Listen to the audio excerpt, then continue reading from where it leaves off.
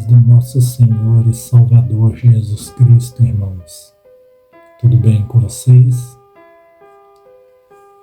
Hoje nós estaremos finalizando o nosso estudo do livro de Daniel.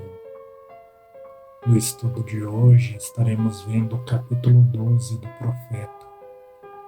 Caso você não esteja acompanhando os estudos do livro de Daniel, no comentário fixo eu estarei deixando o link da playlist de todos os estudos, aonde você pode estar assistindo todos os vídeos, desde o capítulo 1. E vamos começar a leitura no capítulo 1, aonde a palavra vai nos dizer: Nesse tempo se levantará Miguel, o grande príncipe, o defensor dos filhos do teu povo, e haverá um tempo de angústia, o qual nunca houve desde que houve nação até aquele tempo. Mas naquele tempo será salvo o teu povo, todo aquele que for achado inscrito no livro. Irmãos, que tempo é esse? Tempo de angústia, o qual nunca houve e nem haverá. O tempo da grande tribulação. E algumas pessoas, elas confundem esse termo, um tempo como nunca houve, como nunca haverá, com sofrimentos maiores do que tiveram no passado. Por exemplo, no passado nós tivemos cristãos que foram crucificados e queimados vivos, cristãos que foram lançados aos leões e destroçados. E as pessoas pensam que a angústia maior do que essa seria um sofrimento maior do que esse. Na verdade, os cristãos que passaram por essas coisas, eles tiveram sofrimentos da grande tribulação, mas eles não estavam no tempo da grande tribulação. Porque o termo grande tribulação não é porque o sofrimento da pessoa é maior, não é porque ela é mais torturada, mas sim é porque agora vai englobar o mundo inteiro. Nunca houve um tempo de angústia que atingisse o mundo todo, mas na grande tribulação, o mundo todo será afetado pelos flagelos que serão lançados no mundo, pelos toques de trombetas, pelas aberturas dos selos, pelos derramamentos das taças. Então é por isso que é chamado de grande tribulação. Nós vemos até mesmo na igreja de Filadélfia, quando é falado que ela será guardada da grande tribulação, fala que ela será guardada da tribulação que afetará o mundo inteiro. Só que ela não será guardada no céu, como os pré-tribulacionistas pensam. Ela será guardada na terra, na mensagem que está em Apocalipse 12, a mulher que é levada para o deserto. Uma mensagem que muitas pessoas rejeitam. E é por isso que nós vemos aqui: nesse tempo se levantará Miguel, o defensor dos filhos do teu povo. Veja um texto que se encontra no próprio livro de Daniel, capítulo 11, a partir do versículo 31, que é o contexto do capítulo 12. Vai dizer assim: Dele sairão forças que profanarão o santuário, a fortaleza nossa, e tirarão o sacrifício diário, estabelecendo a abominação desoladora. Esse dele é o anticristo. O sacrifício diário, para quem já viu outros vídeos que eu expliquei sobre isso, espiritualmente representa a pregação do Evangelho. E ele estabelece a abominação desoladora. Continuando diz, aos violadores da aliança, ele com lisonjas perverterá. Mas o povo que conhece ao seu Deus se tornará forte e ativo. Os violadores da aliança, como eu falei no vídeo passado, no capítulo 11, está lá em 2 Tessalonicenses capítulo 2, a apostasia. E aí é revelado o homem da iniquidade. Continuando diz, os sábios entre o povo ensinarão a muitos. Todavia cairão pela espada e pelo fogo, pelo cativeiro e pelo roubo, por algum tempo. Ao caírem eles, serão ajudados com pequeno socorro, mas muitos se ajuntarão a eles com lisonjas. Então veja, eles serão ajudados com pequeno socorro. E lá no capítulo 12 fala do levantar de Miguel, o grande príncipe, o defensor do filho do teu povo. Essa ajuda é justamente para que o povo seja guardado, socorrido. Lembra do que nós vimos no capítulo 10, do grande conflito? E que esse grande conflito ele volta nos últimos dias. Quando o anjo Gabriel veio explicar a visão a Daniel, ele disse assim: então me disse, não temas, Daniel, porque desde o primeiro dia em que aplicaste o coração a compreender e a humilhar-te perante o teu Deus, foram ouvidas as tuas palavras, e por causa das tuas palavras é que eu vim. Mas o príncipe do reino da Pérsia me resistiu por 21 dias. Porém Miguel, um dos primeiros príncipes, veio para me ajudar, e eu obtive vitória sobre os reis da Pérsia.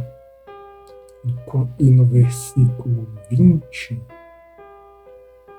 ele vai dizer assim, ele disse, sabe por que eu vim a ti? Eu tornarei a pelejar contra o príncipe dos persas, e saindo eu virá o príncipe da Grécia.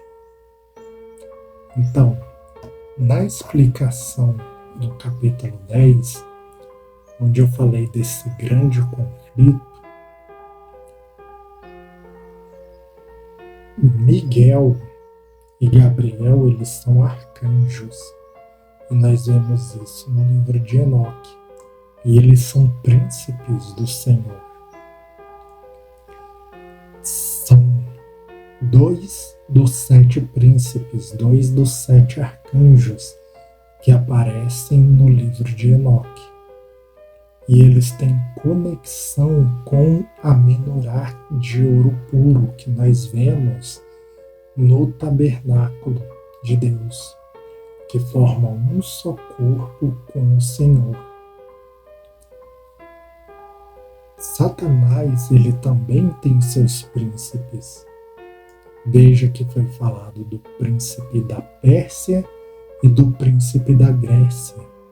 São impérios que se levantaram no passado e que estão representados na cabeça da besta e que formam um só corpo com o dragão, que está em Apocalipse 12. Quando nós lemos Apocalipse no capítulo 12, 13, para ter a explicação melhor, Apocalipse 17, onde nós entendemos ali que as 7 cabeças da besta são os reinos que já passaram anteriormente, nós vemos que cada um desses impérios tiveram os seus príncipes, com suas legiões de demônios. E esses 7 príncipes desses impérios, que foi o Egito, a Síria, Babilônia, a Pérsia e a Média, Grécia, Roma, e agora está para se levantar o 7º, que já tem vídeos que eu falei sobre a questão da ONU, sobre os 5 países que eles têm a palavra definitiva, 5 países que eles comandam, têm poder de voto e veto, sobre a estátua na porta da ONU,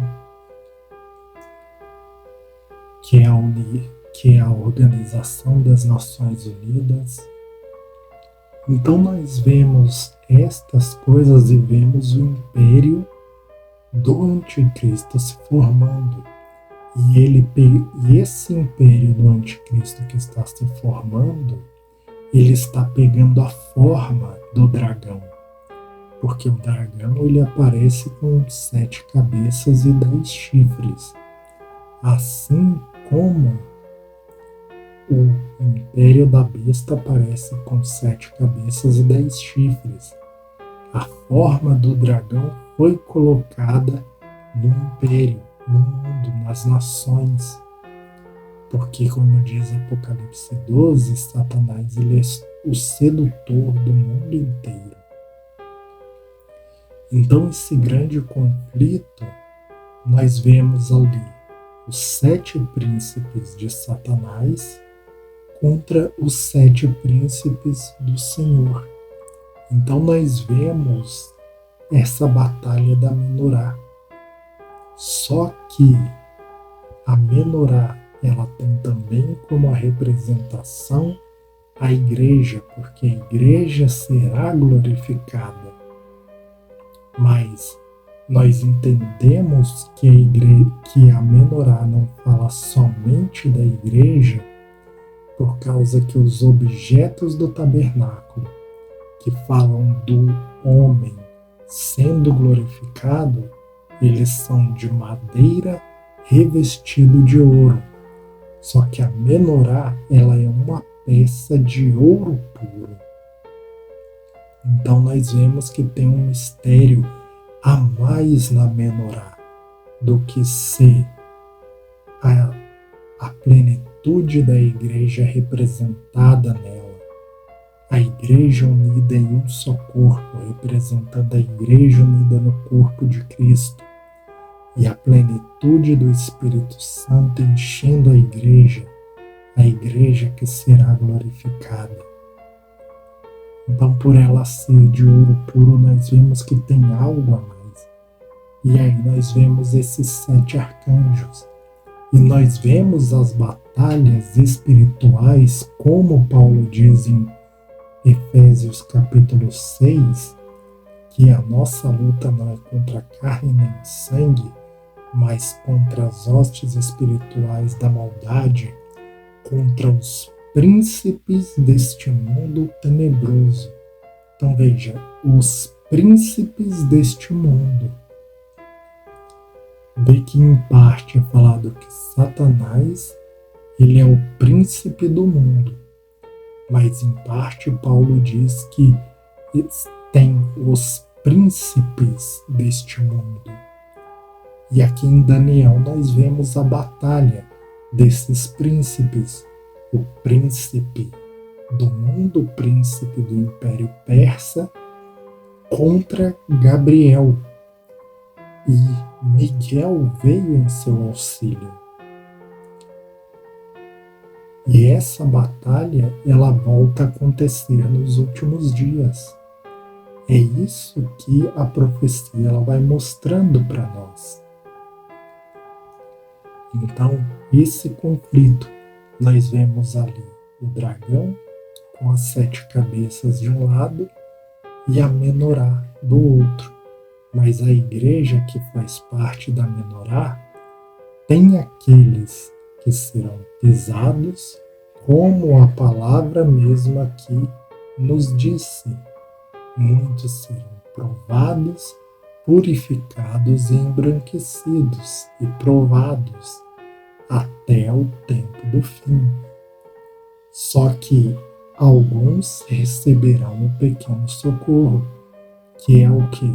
Aqueles que serão guardados, aqueles que serão protegidos e serão levados para o deserto para estarem vivos até o fim.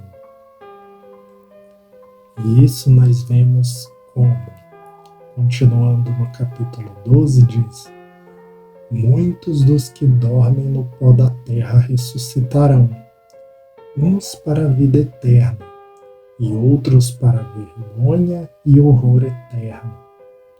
Os que forem sábios resplandecerão como o fulgor do firmamento, e os que a muitos conduzirem à justiça, como as estrelas, sempre e eternamente.